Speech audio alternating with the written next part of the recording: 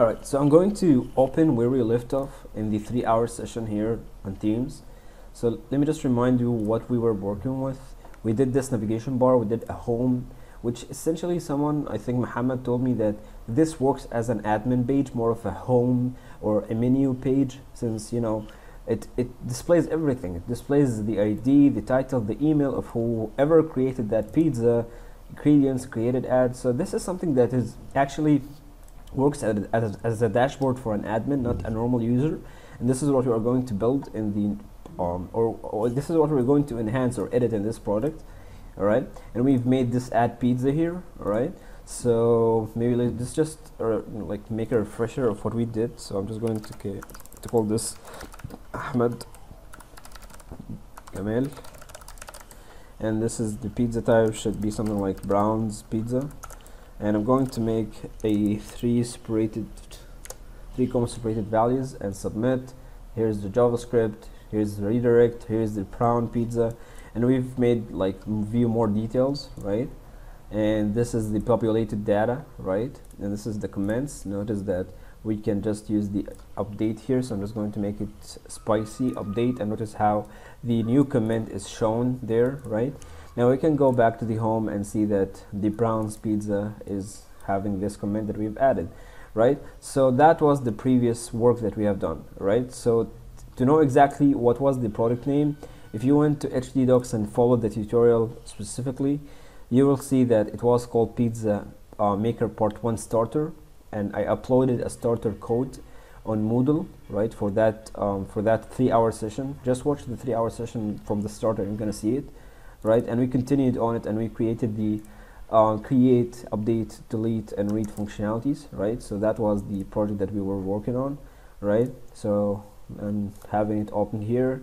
So Pizza Maker Part 1 starter code. Okay, so this is what we have done so far. If you want to see where can you find this code, if you want to start from this video that I'm working on, just to be working along with me.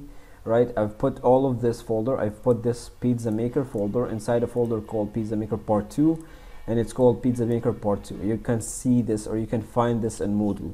So download this, extract it, put it in htdocs if you didn't code along with me in the 3-hour session, right? And let's start from there.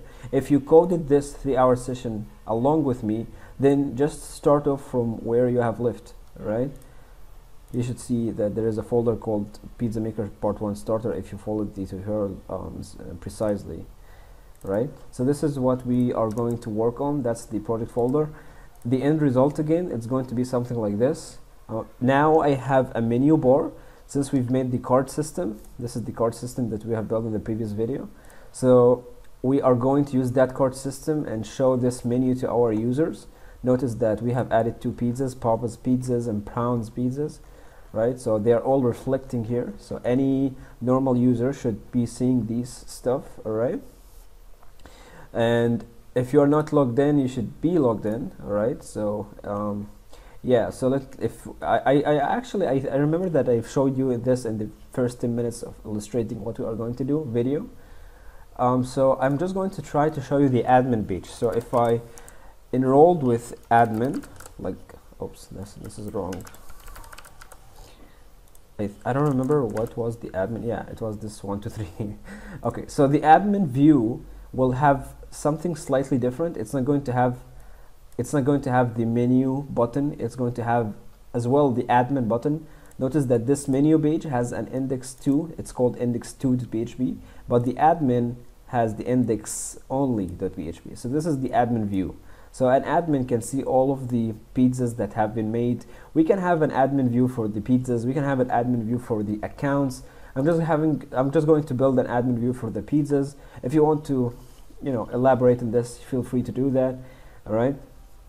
And if I logged out and logged in with another individual, log in, and now notice that if I try to go to the index only index.php, which is basically the admin page, it's going to tell you that access denied. That only works if you are logged in as an admin.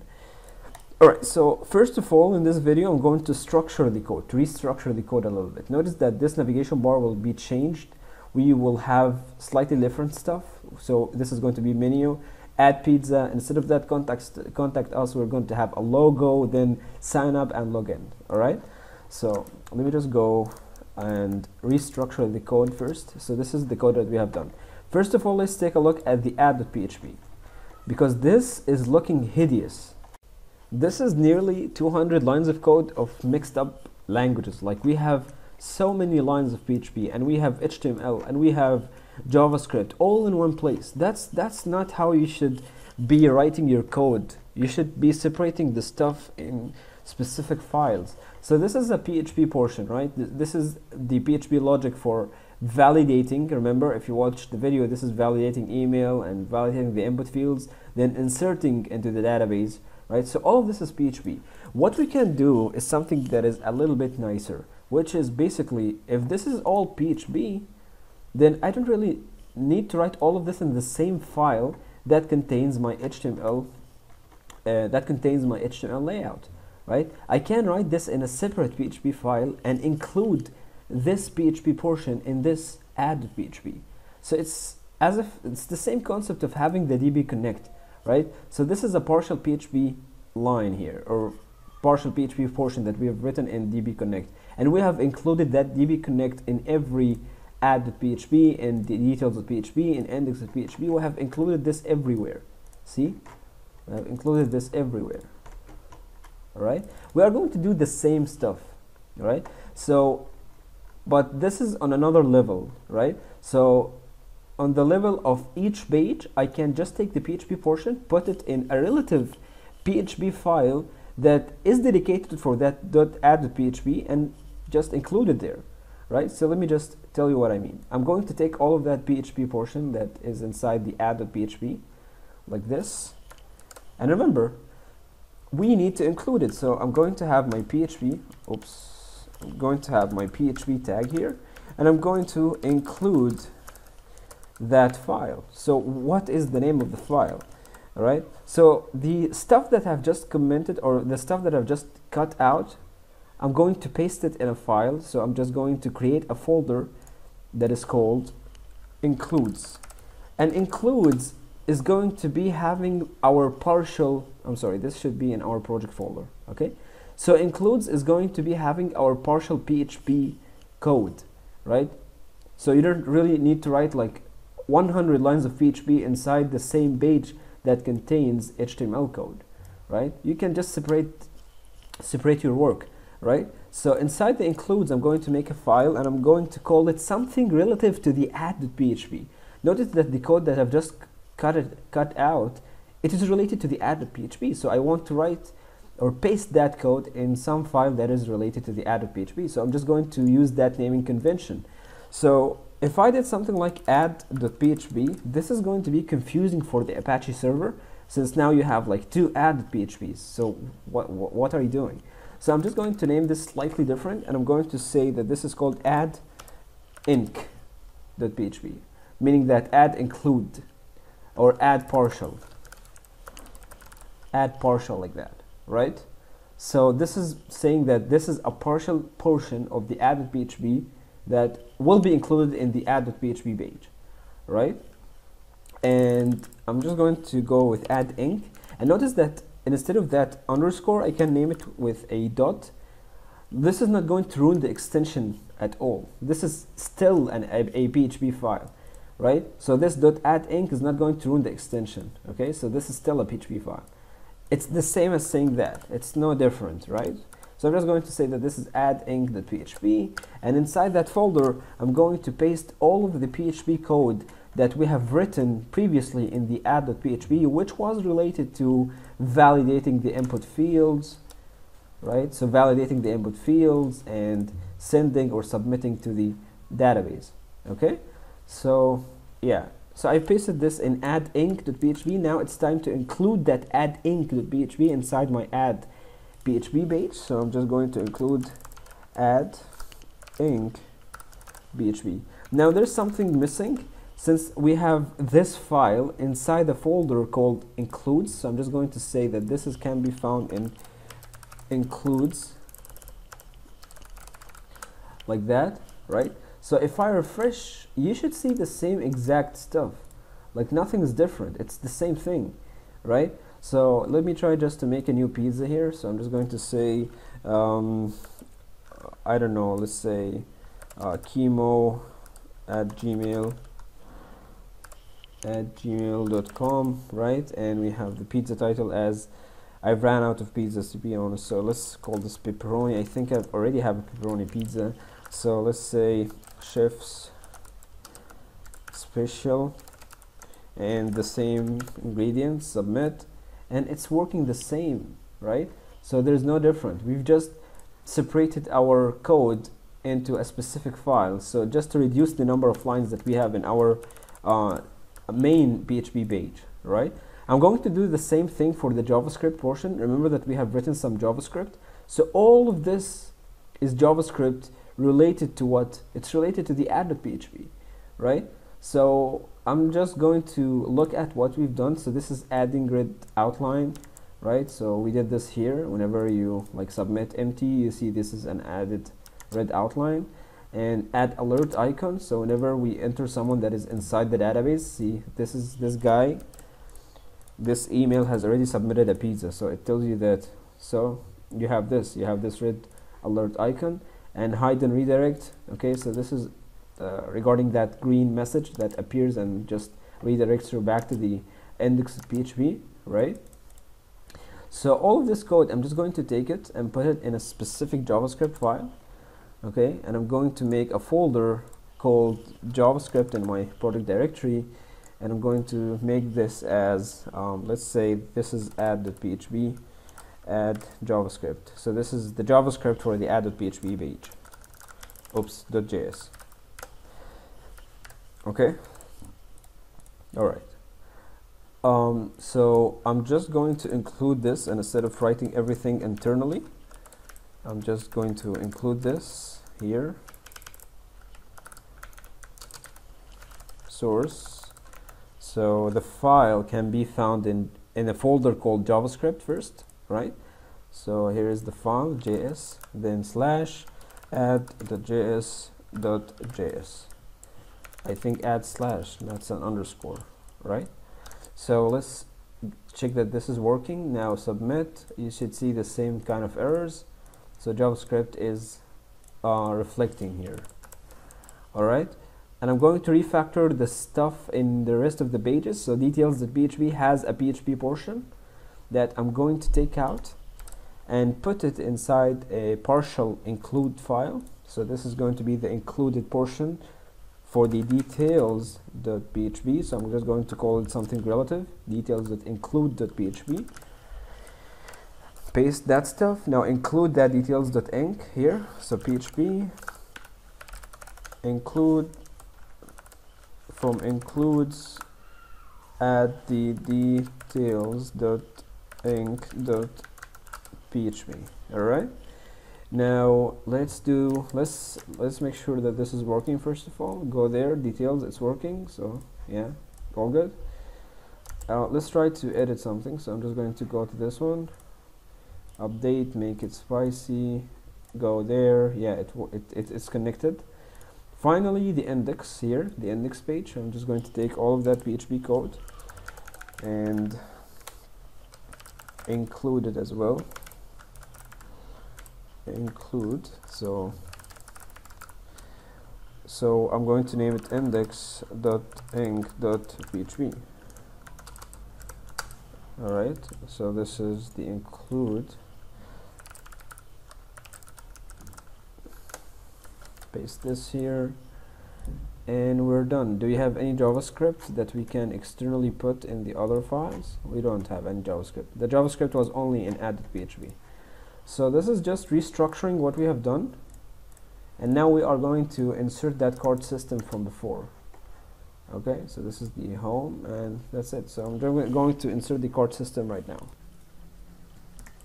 All right, so going back to our project folder, which is the pizza maker, after we restructured the contents, before we do any edits to the navigation bar, see, the navigation bar was actually only only home, add pizza, and contact us. Before we change anything in this, I just want to add the card system to this. So I'm just going to add a new file, and I'm just going, let's just settle on something. I'm just going to say that index.php is going to be acting as my admin page, right? And I'm going to create another page that I'm going to call, let me just close everything here. I closed everything literally. Okay, so I'm just going to open the project one more time. Okay, so it's pizza, this is the one. Alright, so I'm going to create a file and I'm going to call it index2, or let's say index users, right? Or menu dot php. Okay, and this is essentially is going to be having everything as the index.php page. Okay, but the index.php page, which is supposed to be for the admin, is displaying everything as tables, and this is what we want to edit. So in this page, this is going to be the card system, right? So I'm just going to start my HTML, and I'm going to add my PHP tag, and notice that we are going to include the same stuff that we have included for the index.php from before. So the index.inc.php has the PHP code that reads the data, all of the rows from the database, and puts it in this page, so we can populate it in that table that like we've seen in the previous 3 hours video. And within this page, within this PHP PowerShell file, you're gonna see that there is the DB connection script, okay, that actually includes that DB connect. So it's like an inception of includes, alright? So I'm just going to copy from index.php the same line here, and we're good to go. So yeah, so I'm just going to copy the redundant stuff, so maybe I'm going to need the same styles. Let's take the styles for the navigation, styles for the index. I'm just going to link everything here, right? And I'm going to take this navigation bar from the body, everything from there, not everything, let's just take the H1 here. Okay, so alright, now I'm going to call this menu,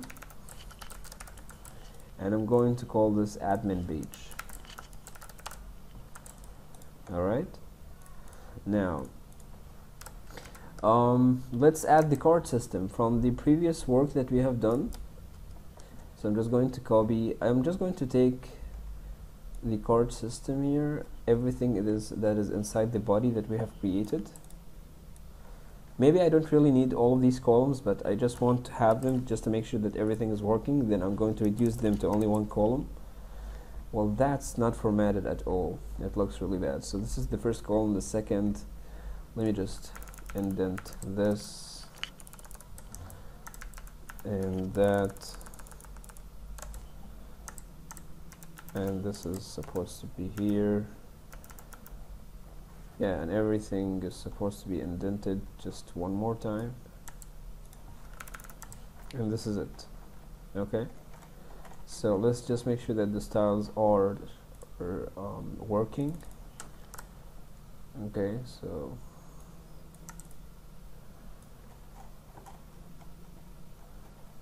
one last indent wouldn't harm anyone, so this is it. Alright, and this is the menu, so let's add the styling from before. So I'm just going to the styles here, copy everything. Let's just hope that there is, alright, so I'm just going to maybe this is going to affect on some stuff, but let's see how things are, because this is a universal selector that might affect the rest of the elements, but let's just see how things will be. So in my page, I'm going to link.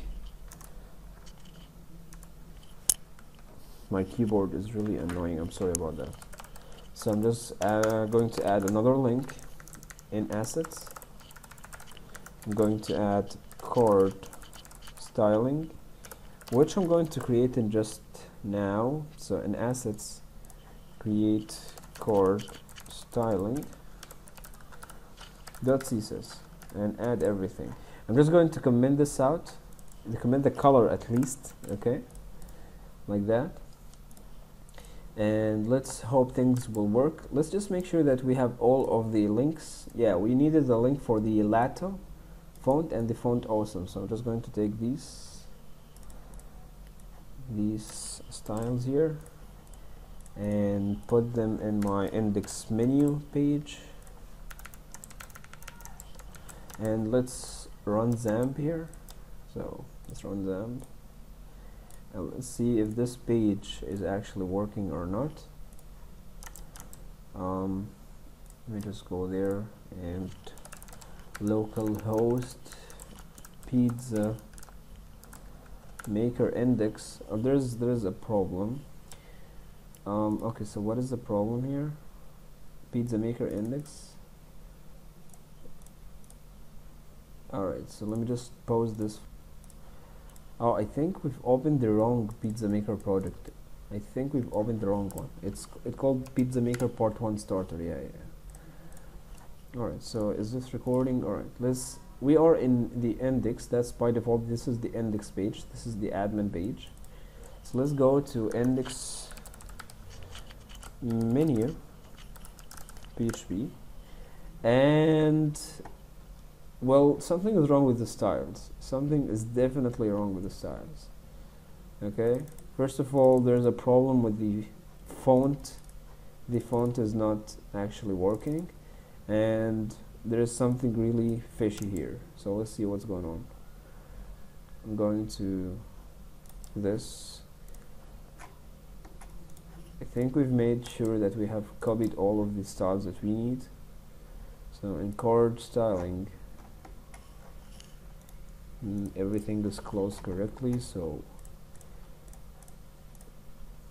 maybe it is the font. Let's check the font in this page. So this page has multiple styles, so it's one of these two that are causing this problem. So let's check the styles index.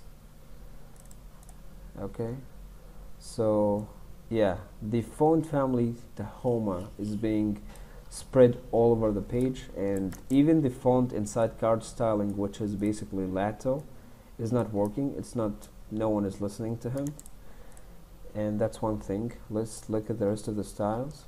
What else is there?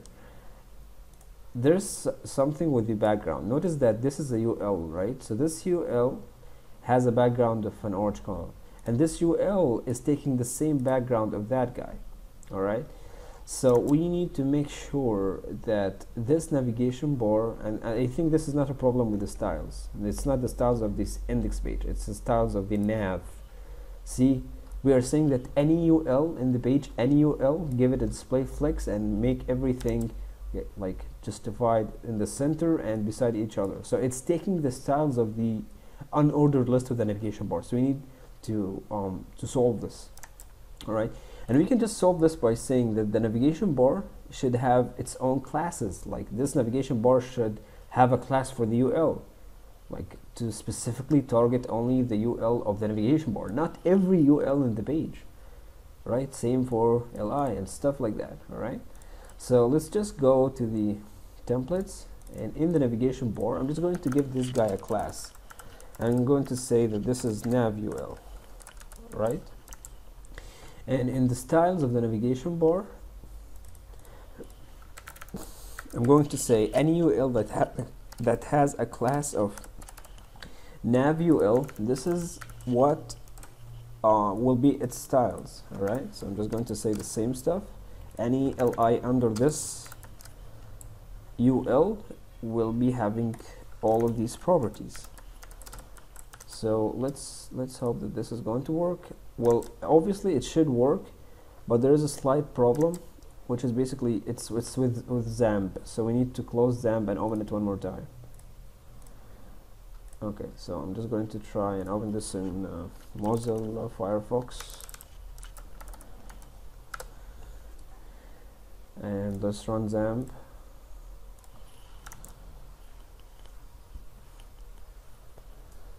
Okay, and let's go to local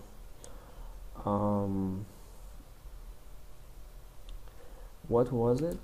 Yeah, it's localhost, but pizza. Let me just take the link from Opera. It is pizza pizza starter, this is the one. Let's go there, but we want the index menu, and see, it works, right? But that annoying font is still persistent. It's taking the Tahoma font, right? So we can solve this easily by saying the following. We can go here, and that's a problem with, this is a problem, I think it's with the styles of the index page. So the styles of the index page, we've just said that any H1 and any H3 should have the font family of Tahoma, right? So yeah, and this happens to be an H2. So I'm going to grab this specifically and give it a, let's just make sure that this is, let's inspect the element here. If you looked at this element, which is the paragraph, it has a font family of Lato, so this one is saved. Let's check the link here. It has a font family of Lato as well. The only problem with these poor guys, which are the H3s here, so the H3 here is having the font family Tahoma, which is being inherited from the styles of the index CSS, right? So I'm just going to remove, maybe this is going to cause some problems in the long run, but I don't really care. So let's just remove this from there, and let's hope that this is going to make it work. Let's go to Mozilla and refresh, and it still has Tahoma. It's still, see, it's a problem with XAMPP again. So XAMPP is still reading that the styles index has an H1 and H2, where we did actually remove it. So this is a very annoying problem. So I'm just going to stop it and run it again. Now open Mozilla one more time, start,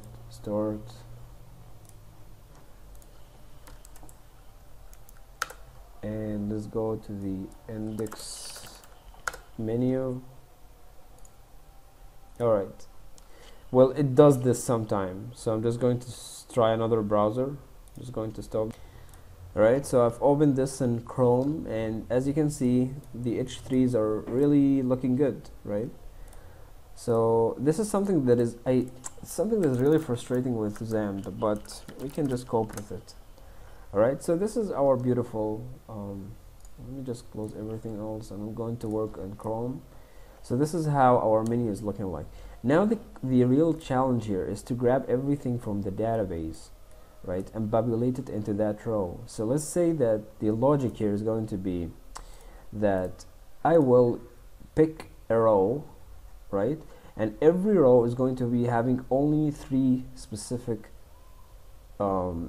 items, right? So every division, every row division is going to be having 3 specific rows from the database, 3 specific items or rows from the database, all right? So to illustrate what I mean, I'm just going to go to the PHP admin and go to that table here. Now what I want to have is that I want to grab the first 3 rows, the first 3 entries from the database, and display them in the division here that we have happened to call it as a class row. Remember the code? So let's just go to the code here. Okay, so the code for the CSS or that page, see that there is a very big row, right? There is a very big division that is called row. This row contains the columns, which happen to have the content of 3 rows or 3 entries from the database.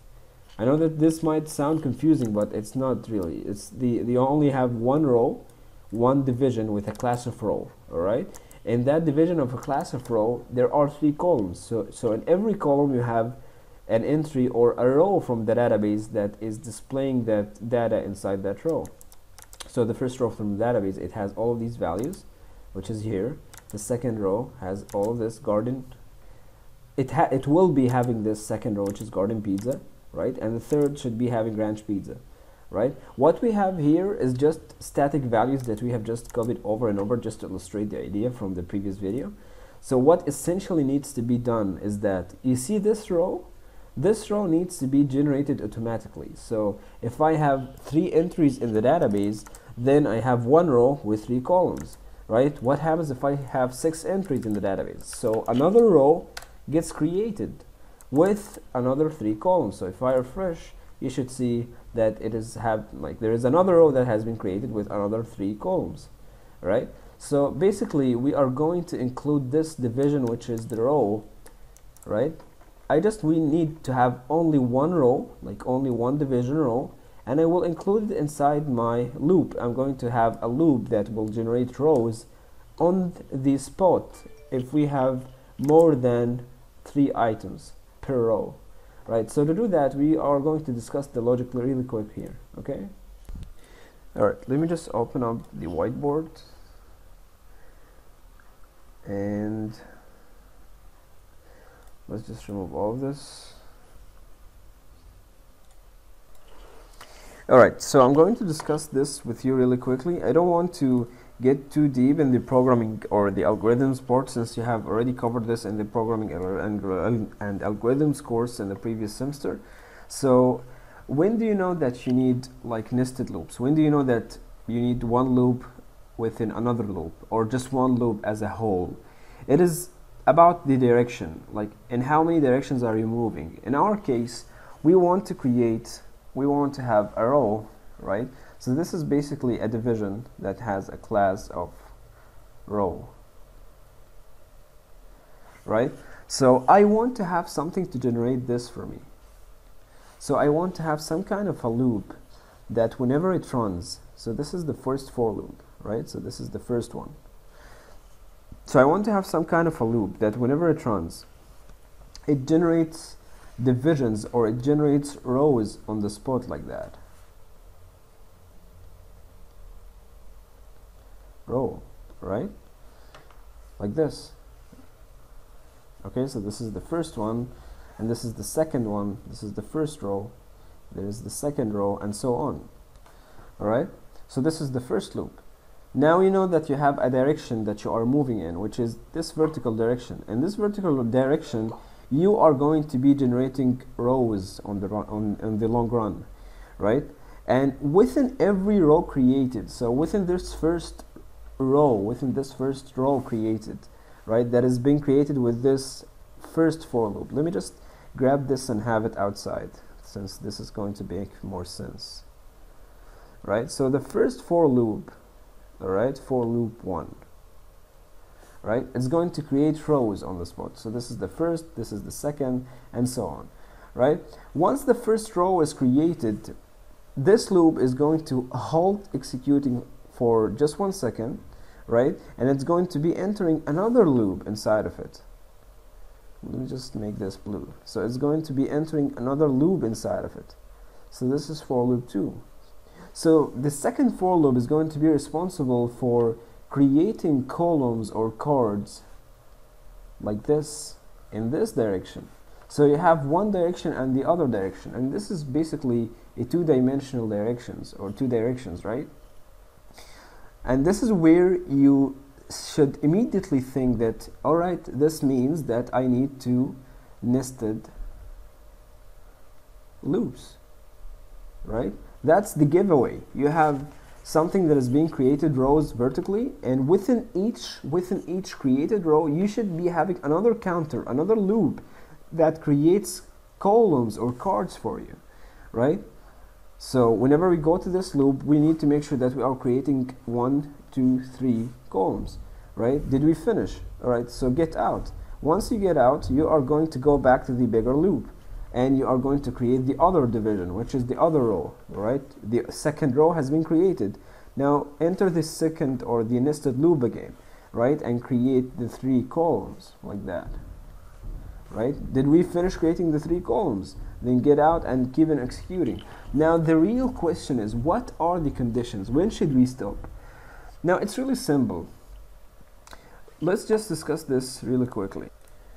Alright, so let's discuss this really quickly. Alright, so as we've said, the first loop is going to be responsible for creating, this is your browser, this is the page layout. So this is going to be responsible for, this is the first and this is the second, alright? So the first loop is going to be responsible for creating the rows like that, right? And the second is going to be responsible for creating the columns, which has the for example, the first column or the first chord is going to be having the first row from the database, right? The second column is going to be having the second row of the database, and the third column is going to be having the third row from the database, right? Once these three rows has been populated, then a new row gets to be started here, which is going to be having the first column, which represents the fourth column is going to be, if you are counting the first three from there, right? So the fourth column is going to be representing the fourth row from here, and this is the column afterwards, and this is the sixth here, and so on, right? So I'm just going to remove all of that, and let's just discuss the code step by step here, right? So let's say, I'm just going to make this a little bit smaller here. Let's say that our HTML code is going to be represented in sky blue color. So once this for loop starts, the first division that has a class of row is going to be created. So the first division is going to be created as follows, right? It has a class of row like that. All right, so the first division is created as so, right? Once the division is created, now we enter the nested loop, right? So the thing is that we need to think of ways of starting the first loop and the second loop. So let's say that we are going to start from an index of 0. So this is my initial start anyways, right?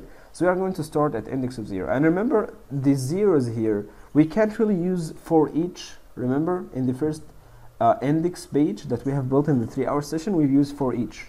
Now you can't really use for each, since you are going to need to access the indices of each row of these, right? The situation is a little bit different, and for each is not going to be that helpful for you, right? Before we go any further, I just want to remind you of how this is looking like what are these looking like whenever you convert them or retrieve them and they come into your PHP page. How are they going to be translated into PHP code? The answer is that every row of these represent what we call an associative array, and I believe I've talked with you about this manner, right? So every one of these is an associative array, right? And they all come backed, right? They all come and they are represented or backed in one single very big array, right? So they are retrieved like so. I remember we have a variable called associative arrays. So if you went back to the code, you're going to see that this is what we have done inside the session. So we have retrieved the values, right? Selected every rows, right? And we have modified every single row that we have retrieved. In every single row we have formatted or transformed into an associative array, right? So we saved everything in a variable called result assoc, right? Which is representing the rows. So this is representing the rows, all right?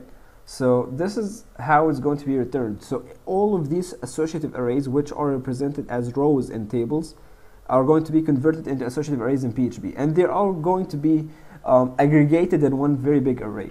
So the very big array that we have called result assoc from there, I'm just going to call it this one, right? I'm just going to call it row here. So this is going to be a row or rows, since this is the very big array that has everything. All right, so let me just use another color here.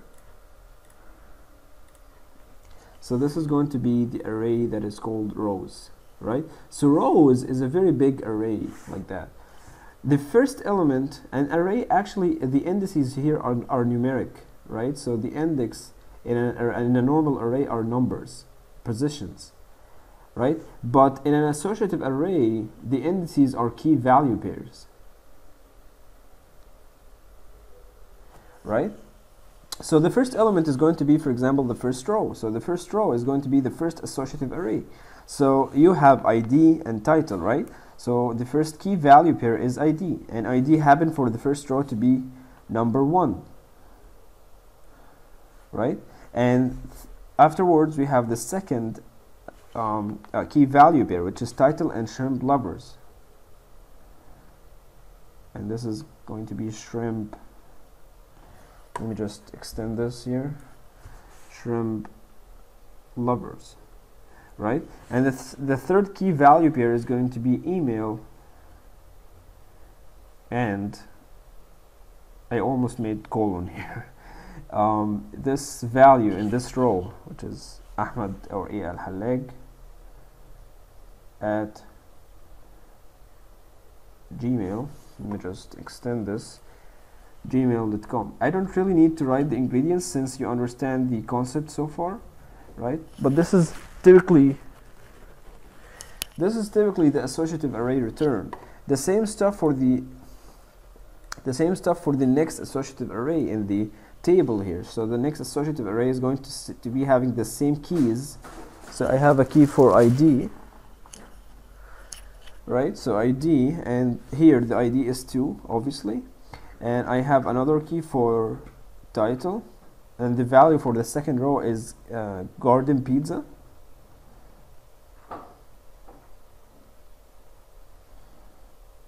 And finally we have the key for the email, which is Muhammad Karim. Alright, and so on. Okay, so if you want to access one of these, the for each actually, as I've told you before inside the lab, it skips a step.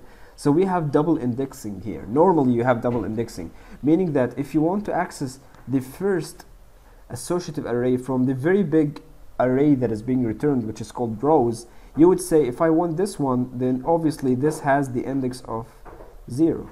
So I would say from rows, let me just, so from rows, get me the first associative array at index 0, right? So the first associative array is being fetched with this. This is the first layer of indexing. So you have this, all of this now.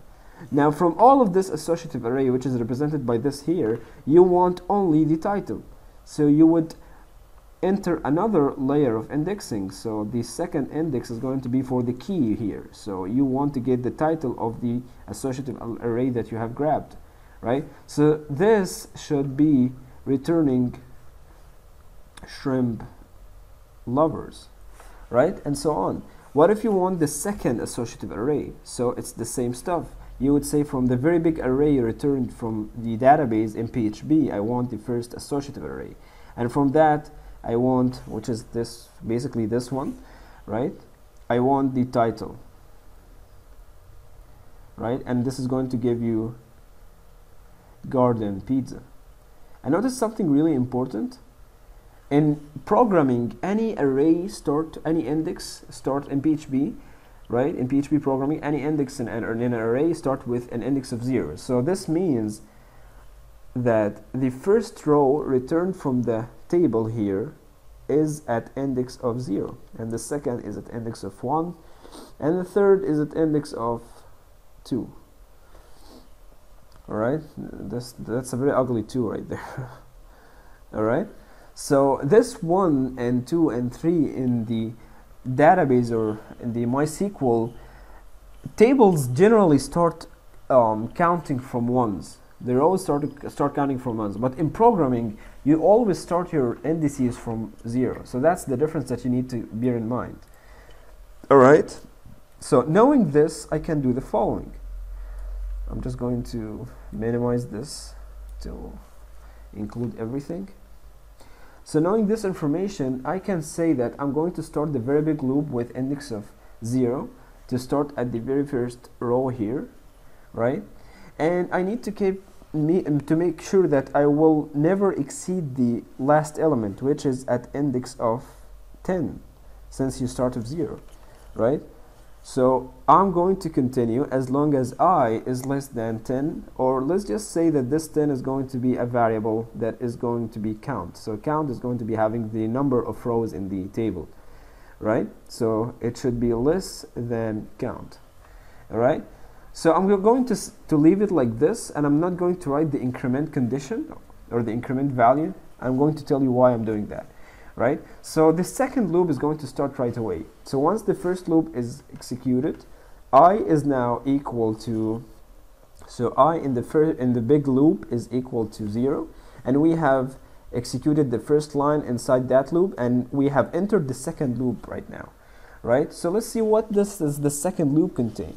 So now we want to populate the values of the first row and the second row and the third row, right? So I have a column that contains a card that has the information from the first row, which is at index of 0, and another column, right, which has a card, right, that contains information and the second row, which has the index of 1, right, and information on the third column or card that has the information on the row that at index of 2, which is the third row in the table, which is basically the ranch pizza here. All right, so you notice that inside the inner loop you have a counter. This counter is what is actually making you go forward or move in a horizontal direction like that. So the other counter, we can, if we call this I, we can just call this J. So I'm just going to call the other counter as J, right?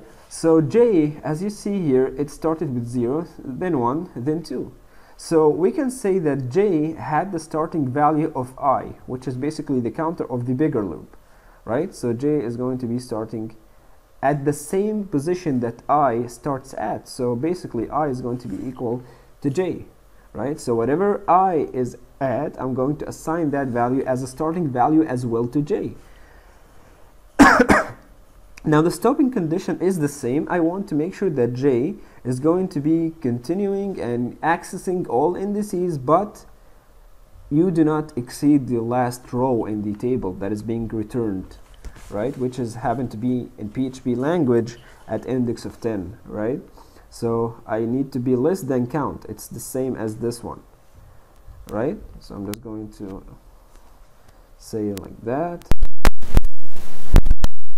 Say that this is the closing tag, or the like this. All right, so once we have this information, now notice that the inner loop has J starting at 0, right? So now I know that J is equal to 0, right? So it started at 0, which is the value of I, which is basically 0, right? So now I can access that very big array. So I can say that rows, right, and of J, which happens that J is going to be incremented and it started at 0, so let's just write J here. From J, I'm going to access the ID, and I'm going to access all of the other columns here, all of the other keys here, right? So from that same associative array, which is the iteration that I'm in, which is 0, I'm going to access the title, and so on, right? So the first iteration, J is going to be 0, so basically this is going to be 0, so I'm actually accessing the first associative array, which is basically the first row in the table here. So every element in this first iteration is going to be represented in this column, right? Once this for loop finishes the first iteration, now we need to increment the J with 1, right, to grab the next element at index of 1, which is basically the second row, this one, right? So now J increments whenever we reach the end or the closing tag here. We go to the same loop, but now we increment J in our way to the top, right? So we increment J. So now J is actually equals to 1, right? So you grab the ID and title of the row, right, or the associative row or the associative array that has the index of 1. So now you populate all the data in this column, right? Now, did you finish populating all of these lines? You reached the end, the closing bare here of the for loop. Now increment the J one more time. So now J in your hand is equal to 2. Go back to the top of the loop. Is 2 less than count? Well, obviously, yeah, 2 is less than 10, right? So 2 is less than 10. Then go inside the for loop and substitute J with 2. Grab from that associative array of index of 2, which is this one, the third, right? Grab all of these values, all of these keys, ID, email, and title, and just populate it in the third column. Now notice that we need to stop populating stuff once we reach like 3 elements. So the for loop, the second for loop, needs to be having exactly 3 iterations whenever it executes. So this needs to be having only 3 iterations. But the condition is not really helping, since the condition is saying as long as j is less than count, and count is actually 10 in this case, in this example. So this means that j is going to continue to be 2, 3, 4 until it's literally 10, so you can break out of the inner loop. And that's not something that you really want to happen, right? So to solve this, we can simply add a very small if statement here. So I'm just going to say, let me just have this here. This is under that.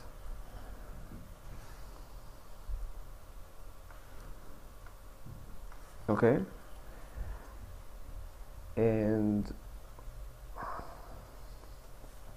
I'm going to say that I'm just going to have a very small if statement here that says if j actually became greater than end, and I'm going to tell you what that end is in just a second. If it's equal than end, then just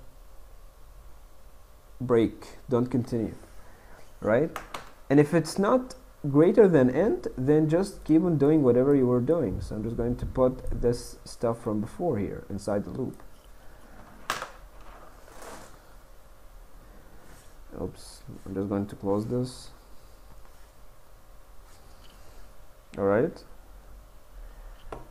and stuff doesn't look so neat, but I just hope that you get the idea. Okay, so what is that end? Well, basically, remember our talk that we wanted the inner loop that is going to populate the chords to only have 3 elements. This is not going to be really done via a step. You can make it via a step, but I'm not going to do it that way. I'm going to make it via conditional here. So I'm going to say that j is going to continue as long as it is not greater than end. So basically, you can obviously tell that as long as it is not greater than end, which is end happens to be at index of 3, right? So this is my end for the inner loop. So as long as j is 0, 1, and 2, everything is fine. If we got greater than or equal, let's just put an equal here, greater than or equal to 3, then this is just a flag for us to not continue and put another 4th column, but just break out of that loop and go back to the greater or outer loop and create a new row, right? So how do we get that end? Well, it's really easy here. The end here is index 3, right? So if you think about it, we want the j to continue for 0 and 1 and 2, not 3. So 3 here is the end. So think about it. How do we reach that end? Basically, j has started at 0, which basically the value that I starts at. So if you know I, you can just say that if I equals to 0, then plus, right? Then we can just add a 3 to it. Just add a 3, just like a step or something, right? So plus 3. Then this is the end value. That's it. So plus 3. Now the end equals 3. Okay, so this is actually the end here, right? And it's going to work for the rest of the code as well. So I'm just going, before we enter this inner loop, I'm just going to do under that div that end equals I plus 3. All right, and this is it.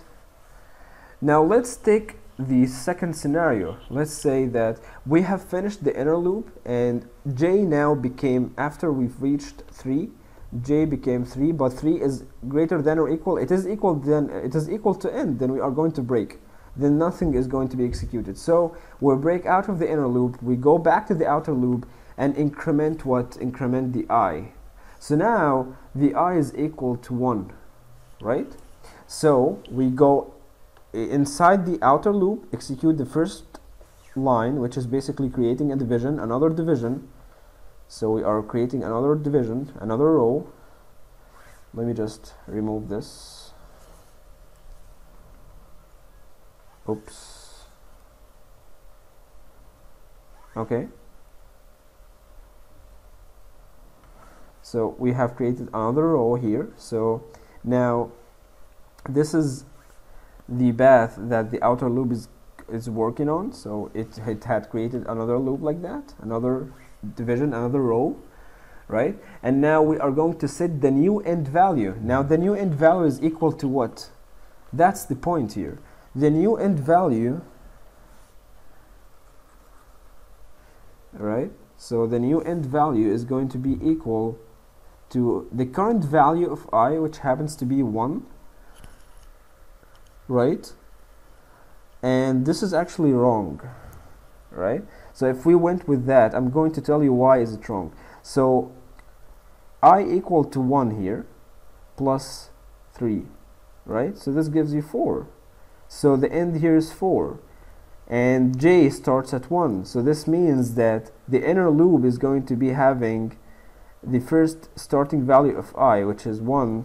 So j is going to be having 1, 2, and 3, and then 4. This is wrong, because you are repeating the same row that have been populated before, which is this and this, right? And this is not, that's a problem. The problem here is that it was a problem with the increment itself, the increment of the very outer loop, the big loop, okay? So instead of incrementing the I by 1, we should actually increment the I by 3, since we actually already skipped the first row, the second row, the third row. Now the outer loop should start talking from this row, which is basically at index of 3, right? So we need to increment the I with 3. So we need to say that the I is going to be incremented with 3. So this is the part that I wanted to leave at the end, right? So now I is going to be I plus 3, right? So when we incremented with 3 the new value and go back to the outer loop, now I is equal to 3 plus the older value, which is 0, 0. So I is starting at 3. And this makes sense, right? And now the end is going to be making sense as well. So we create this division and we set the new value for the end variable. Now I plus 3, and I is equal to 3 plus 3, so this gives you 6. This means that the inner loop is going to be working on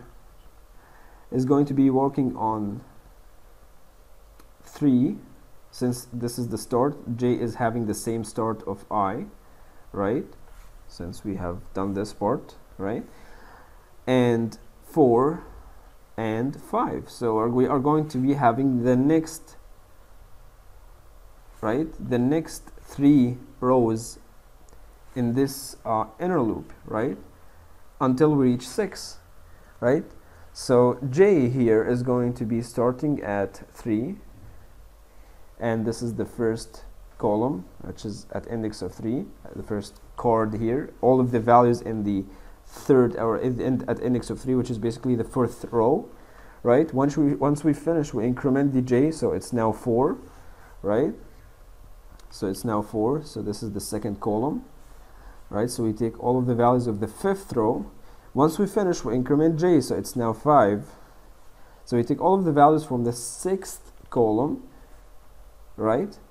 Now we increment one more time, but we check the if condition. Is j, which is 6, is it equal than or is it greater than or equal than the end, which is happened to be 6 as well? Well, it is, so break. So we break, then we go back to the outer loop, and so on. I hope that this is clear. It's not really difficult. It's just a new logic. It's a refresher for the knowledge and stuff that you have learned in the programming and algorithm course, but it's not that hard, to be honest. All right.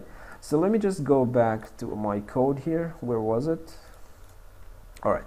So I happen to need only one column that I'm going to be nesting inside my loop. So I just don't need these 2 other columns. It's just one. So this is the row here, right? Let me just indent that like this. So this is the row, the column, the chord, the first, the pizza name section, the pizza ingredient section, the view more section, and this is it. Okay. So let's remember what are the variable names. So I'm just going to save this and close this, close this. Let's just go to the partial PHP script for this index page. So the row that have been fetched from the database has been converted its rows, so the internal rows in the database. So the internal rows in the database have been converted into associative arrays using this method. So we have this rows, all of the rows from the database are stored in the variable called results_assoc, right? Which have been included from this file. So we have already in this namespace, in this area here, we can access that result_assoc, right? So let's start our very big loop here. So I'm just going to say that the outer loop, not a for each. So for it can't recognize. So let's just make the PHP script first. So for loop, yeah, right? And I'm going to start my I at 0, and I'm going to say that the I is going to be continuing until we are, as long as we are less than the count of the rows in the table in the database. So there should be a variable called count that we have not created yet, but we are going to do in just a second. So let's first of all have the count. We can just use a count function. I've showed you this before, I believe, right? So from that result_assoc, I'm just going to count all of the values inside that, or all of the associative arrays inside that very big array, right? And put it in a variable called count, right? And we can echo this just to see what is going to return. So I'm just going to echo that count variable, and I'm going to hold off this loop for now. Okay, so this is the start of the loop. I'm just going to comment this out, go to my we are working here, right? So let's refresh, and it tells you that you have 11 rows, right? So this is the count of the tables. Let's take a look at the actual database here. So we have 1, 2, 3, 4, 5, 6, 7, 8, 9, 10. We have 11 rows. All right, but we will not use all of them, right? We just need 10, since we are going to have from 0 in PHP. The associative array is going to be having the indices from 0 to 10, right? Not from 1. But anyways, this is the count. We don't really care if it's 10 or 11. We're just going to use the value that this count holds. So I'm just going to comment out that count, and I'm going to say on that line that I've just commented, okay, so that line, that for loop line, I'm going to have it like this, and I'm going to say that the outer loop is going to be continuing as long as less than count, and this should have a step of 3 as we discussed, since the inner loop is going to be handling a 3 iteration, like. So it's going to be handling a round of 3 iteration or 3 indices every time it executes. So like the inner loop is going to be like stepping by 3 internally. So we need to make sure that the outer loop is matching the number of indices or the count of indices that the inner loop is actually at. So I'm just going to say that, as we've discussed, that this is I plus 3.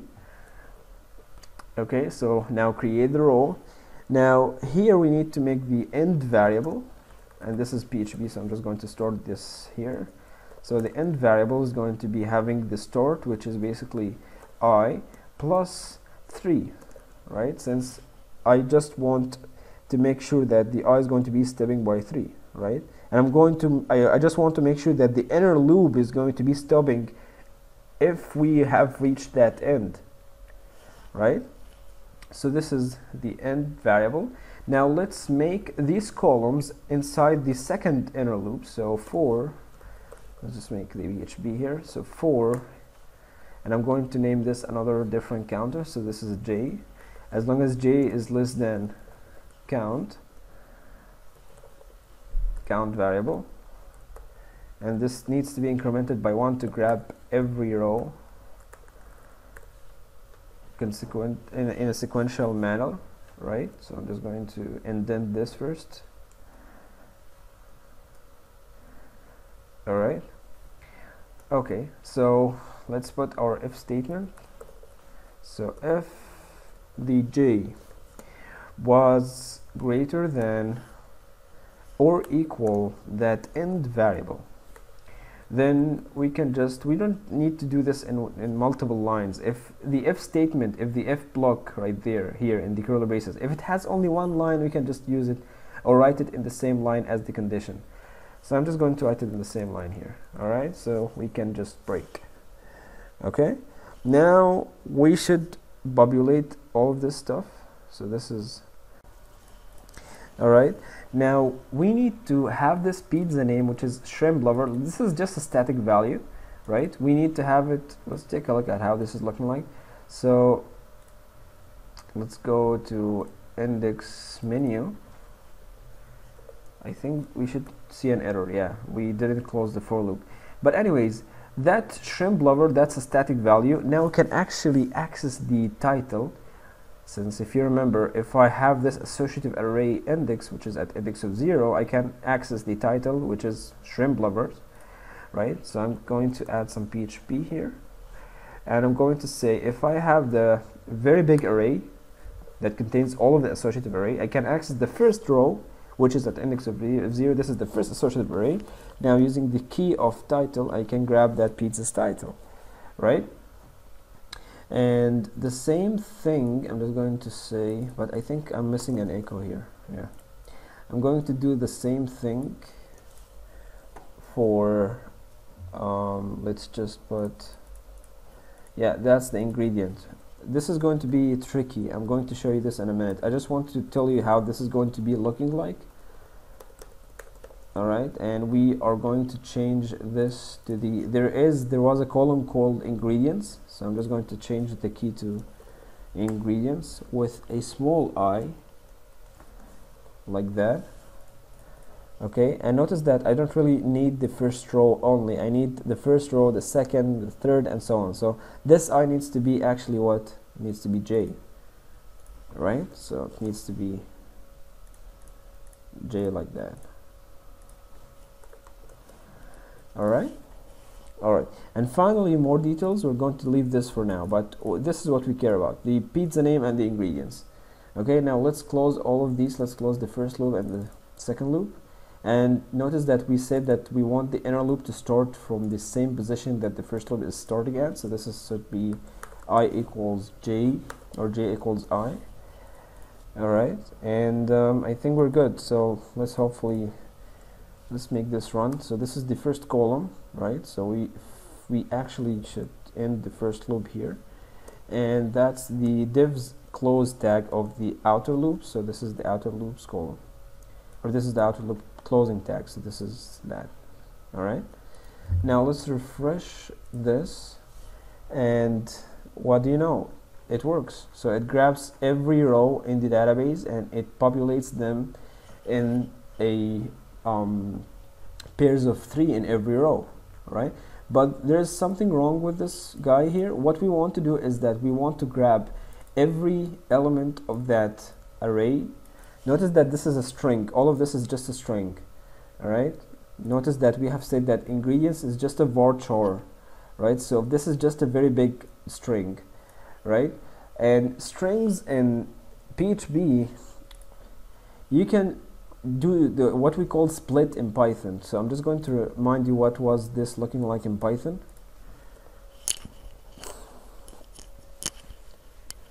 So I'm just going to copy what does this have. So I'm just going to copy this. Oh no, I didn't want to cut it. Okay, so I'll leave it as it is. Alright, so let me just open Python real quick. Alright, so this is a variable. I'm just going to call it var. What happened here?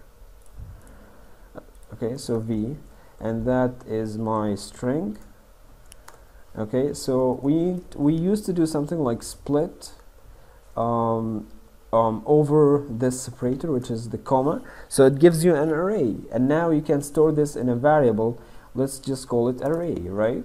And you can access that array first element like this, like that, and the third is at index of 2. I'm sorry, right? The same thing happens in PHP, but we use something called explode.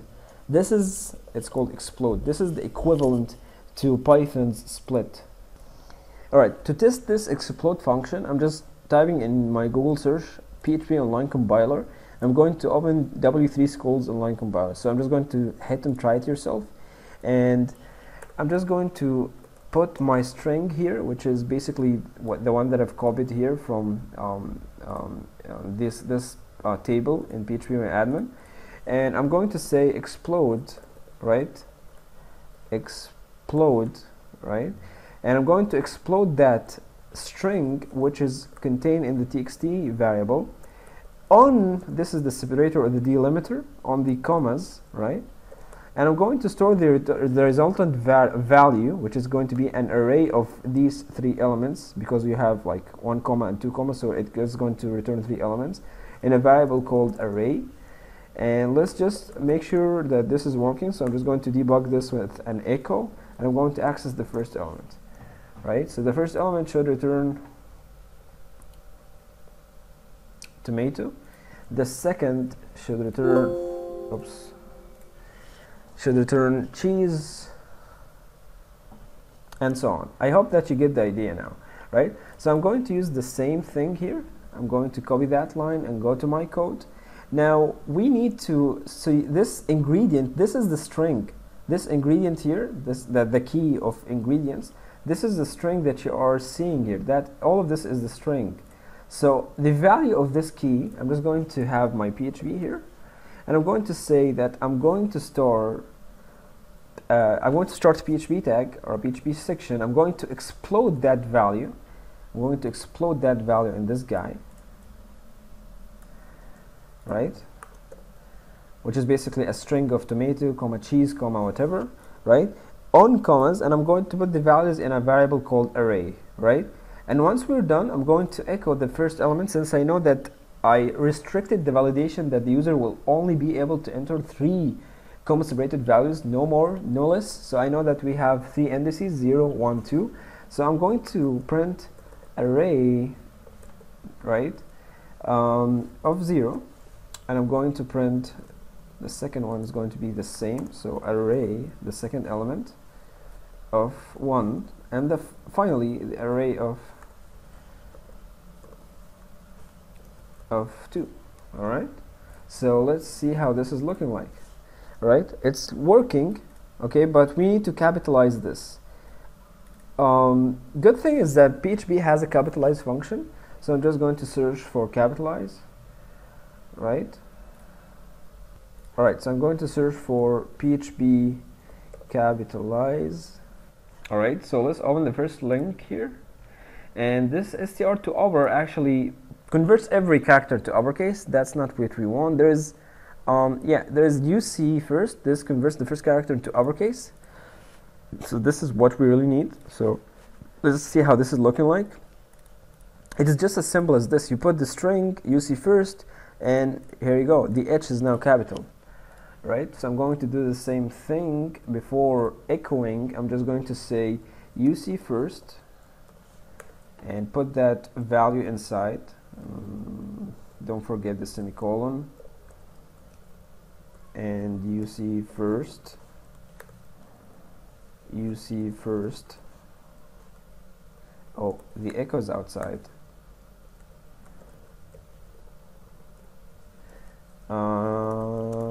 And we're done. So let's see how this is looking. And here you go. Okay, so this is basically the card system. One thing to note. I'm not doing this so you do the same exact thing. I'm just giving you an idea. Maybe in your work you do not even ask the user to enter 3 value or 3 comma separated value in your input fields. If you don't have like to do this, then you wouldn't actually be needing to do this explode right there, right? But if you do, if you are asking for like a number that is, for example, in comma separated value in some input field, then you would probably need to do this explode function. If you want to capitalize the string, then you know that UC first capitalizes or makes the first character capitalized, right? If you are needing this card system, then here you go. You have the styles for it. We've done this in the previous video. And you know how can you make it dynamic right now. So you have the outer loop concept, the inner loop concept, and so on.